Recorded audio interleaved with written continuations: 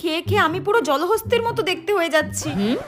আজকে থেকে আমাকে তেল জাতীয়, মশলা জাতীয়, চর্বি জাতীয় সব ধরনের খাবার খাওয়া বন্ধ করতে হবে। Phuchka, chowmein, egg roll, momo, biryani এইসব কিচ্ছু খাওয়া যাবে না আমাকে।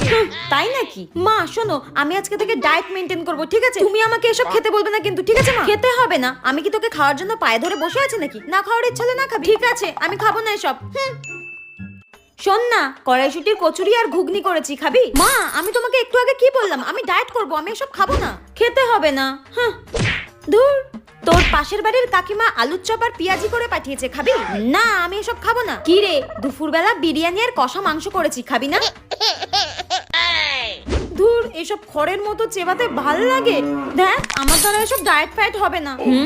মা আর কিছু কি বেঁচে রয়েছে আমার জন্য? আমি এসব খেয়ে আর থাকতে পারবো না, আমার দ্বারা এসব ডায়েট ফায়েট হবে না। আর যদি কিছু থাকে দাও, আর না থাকলে আমাকে 2 গামলা ভাত দাও, আমি সেটা খেয়েই বেঁচে থাকি। ধুর।